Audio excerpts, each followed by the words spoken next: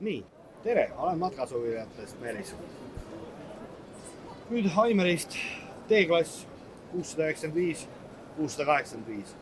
Nendel on nüüd selline asi ehitatud sprinteri peale, aga nad on sprinteri originaalraami peal.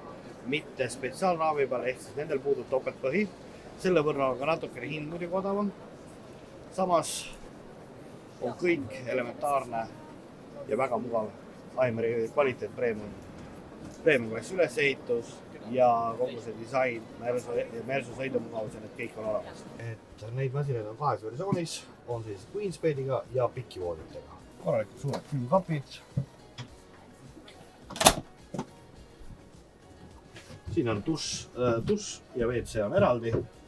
Suur kaheinimese voodi taga, millel on veel võimalik panna veel eraldi uksed ette. Ehk siis eraldi on see täiesti eraldi ruumiks. Korralik köögiosa, millel on siis 3 põletiga pliita. Samamoodi nagu alati juhin tähelepanu. Veel töölauda jääb edasi, kui on pliita kasutuses. Plaanikaus kattega. Ja tal on nüüd see couch istumissüsteem. Ehk siis siin on mõeldud sõidusuunda. Turvaverga kohad tuled siit sellega sõidusuunda, kui niisama istuda. Siin on näiteks 4 inimesel väga mugav ümber laua istuda. Hästi avar. Selles suhtes siin on ka tegemist natuke 7,4 meetrise autoga, aga seest meeletult avar.